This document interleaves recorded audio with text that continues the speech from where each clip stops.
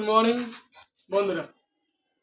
তো আজকে আমি ভারতীয় সংবিধানের একটি গুরুত্বপূর্ণ ক্লাস নিয়ে এসেছি। তো আজকে আমরা পড়ব ভারতীয় সংবিধানের যে প্রস্তাবনা। তো অবশ্যই তোমরা ভিডিওটাকে শুরু থেকে শেষ পর্যন্ত দেখবে এবং যেই যে পয়েন্টগুলি বলবো অবশ্যই নোট ডাউন করে রাখবে। এগুলি বিভিন্ন পরীক্ষার ক্ষেত্রে খুবই গুরুত্বপূর্ণ। তো চলো শুরু করি। এবং তোমরা যারা আগের ক্লাসগুলি দেখোনি তো দেখে নাও চ্যানেলে গিয়ে। ভারতীয় সংবিধানে বেশ কয়েকটি ক্লাস করা হয়েছে। তো আজকে আমি কি বলবো, তো বলবো তোমাদের প্রস্তাবনা সম্পর্কে। এই যে প্রস্তাবনা অর্থাৎ প্রিয়াম্বল, এই যে প্রস্তাবনা যেটা আছে, যদি বলি প্রস্তাবনা তোমার কোত্থেকে নেওয়া হয়েছে, এবং তোমরা জানো নিশ্চয়ই যে তোমার ভারতীয় সংবিধানের বেশিরভাগই কি ধার করা। সেক্ষেত্রে এই যে প্রস্তাবনা যেটা আছে, এই প্রস্তাবনাও কি তোমার আমেরিকার যে সংবিধান, সেই আমেরিকার সংবিধান থেকে ধার করে নিয়ে আসা হয়। তো দেখে নি কি বললাম, যে প্রস্তাবনা আমেরিকা থেকে ধার করে নিয়ে আসা, ঠিক আছে, 2 নম্বর লিখতে হবে। এবং যদি বলি যে তোমার এই যে আমেরিকা যে আছে, আমেরিকা কিন্তু কি হয়, যে 1887-তে প্রথম তাদের সংবিধানে কি প্রস্তাবনা যুক্ত করা হয়। কি বললাম, যে আমেরিকার সংবিধানে 1887-তে কি হয়, 1887-তে যুক্ত করা হয় এই প্রস্তাবনাকে। এবং যদি বলি যে ভারতবর্ষে প্রস্তাবনার ধারণা কে দেন, তো ভারতবর্ষে প্রস্তাবনা ধারণা কে দেন পণ্ডিত জওহরলাল নেহেরু। কবে? এবং তোমাদের আমি বলছিলাম যে আগের ক্লাসে যে গণপরিষদের কি প্রথম যে তোমার অধিবেশন হয় 9 ডিসেম্বর শুরু হয়, ঠিক তোমার 4 দিন পর অর্থাৎ 13ই ডিসেম্বরে বললাম, 13 ডিসেম্বর যেটা আছে তোমার জওহরলাল নেহেরু যে আছে, তিনি একটি প্রস্তাব পেশ করেন। তার নাম ছিল কি অবজেক্টিভ রেজলিউশন। এবং সেই তোমার যে অবজেক্টিভ রেজলিউশন পরে সেটি কি হয় প্রস্তাবনা নামে কি পরিচিত হয়। ঠিক আছে, কি বললাম, যে প্রস্তাবনার ধারণা প্রথম কে দেন ভারতবর্ষে পণ্ডিত জওহরলাল নেহেরু। এরপর যদি বলি তোমার 13ই ডিসেম্বর গণপরিষদের অধিবেশনে অবজেক্টিভ রেজলিউশন নামে একটি প্রস্তাব পেশ করা হয়। এবং এটিকে যেটি তোমার পরবর্তীতে প্রস্তাবনা কি হয় পরিচিত হয় প্রস্তাবনা নামে। এবং 22শে জানুয়ারি 1947 সালে সেই তোমার অবজেক্টিভ রেজলিউশন যেটা আছে প্রস্তাবনা, এটি কি হয় গৃহীত হয় গণপরিষদে। এবং তোমাদের মনে রাখতে হবে, এই যে প্রস্তাবনা যেটা আছে, প্রস্তাবনাকে কি বলা হয় সংবিধানের প্রারম্ভ বলা হয় বা শুরু যাকে বলি। ঠিক আছে, কি বললাম, এবং সংবিধানের ভূমিকা বলা হয় এই প্রস্তাবনাকে। কি বললাম, এই প্রস্তাবনাকে বলা হয় কি, প্রস্তাবনাকে বলা হয় তোমার সংবিধানের প্রারম্ভ ভূমিকা বলা হয় এই প্রস্তাবনাকে। এবং তোমাদের মনে রাখতে হবে যে গুরুত্বপূর্ণ বিষয় যেটা আছে তোমার শুরুতে এই প্রস্তাবনা কিন্তু 82টি শব্দ ছিল এবং বর্তমানে রয়েছে 85টি শব্দ। এবং তোমরা জানতে হবে যে এই 3টে শব্দ কোত্থেকে নেওয়া, দেখে নিয়ে এবার। বললাম প্রস্তাবনা শুরুতে 82টি শব্দ ছিল, বর্তমানে রয়েছে 85টি শব্দ। এরপর আমরা দেখে নিই তোমার প্রস্তাবনাতে সংবিধানের শুরুতে ভারতের প্রকৃতি কিরকম ছিল।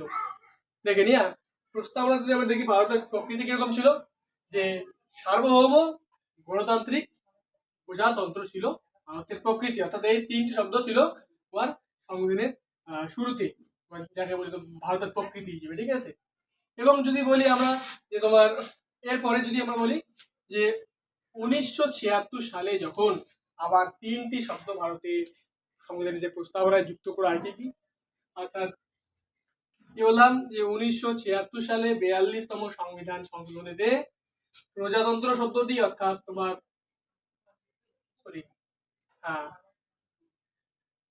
সমাজতন্ত্র হবে এটা। কি বললাম, এটা সমাজতন্ত্র, সমাজতন্ত্র। এরপরে ধর্মনিরপেক্ষ এবং সংহতি বা সততা। কি বললাম, যে 1976 সালে 42তম সংবিধান সংশোধনীতে সমাজতন্ত্র, ধর্মনিরপেক্ষ এবং এই সংহতি যেটা আছে, এই 3টি শব্দ কি হয় ভারতীয় সংবিধানের প্রস্তাবনায় যুক্ত করা হয়। এই যুক্ত করার পরে ভারতের প্রকৃতি কিরকম হয় এবার আমরা দেখিনি। ঠিক আছে, কি বললাম, যে তোমার এরপরে ভারতের সংবিধান এই যে প্রকৃতি কিরকম হয়, ভারত রাষ্ট্রকে একটি কি বলা হয় সার্বভৌম, সমাজতান্ত্রিক, ধর্মনিরপেক্ষ, গণতান্ত্রিক প্রজাতন্ত্র হিসেবে কি হয় পরিচিতি লাভ করে।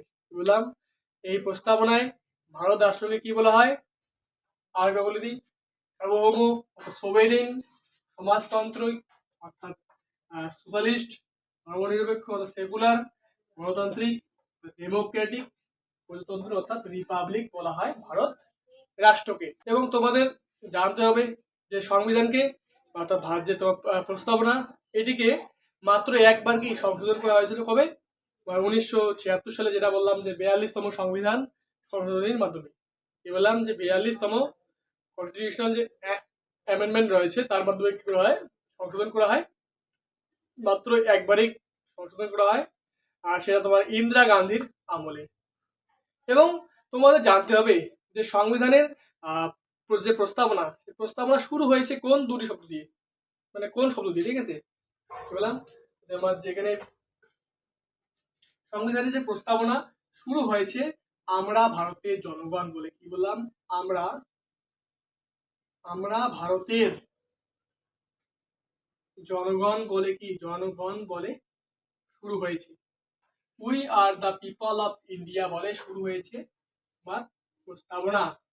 এবং শেষ হয়েছে কি বলে, দেখো এদিকে শেষ হয়েছে ভারতের প্রস্তাবনা এই বলে যে আমাদের গণপরিষদে কি বললাম প্রস্তাবনা শুরু হয়েছে we are the people of India, আমরা ভারতের জনগণ বলে, এবং শেষ হয়েছে এই সূত্র দিয়ে তোমার আমাদের গণপরিষদে আজ 1949 সালের 26শে নভেম্বর সংবিধানকে গ্রহণ করছি, বিধিবদ্ধ করছি এবং আমাদের নিজেদের কি সবাইকে কি অর্পণ করছি, তার সংবিধানে কি নিজেদেরকে অর্পণ করছি। এই কথা বলে কি তোমার ভারতের যে প্রস্তাবনা এটি শেষ হয়েছে।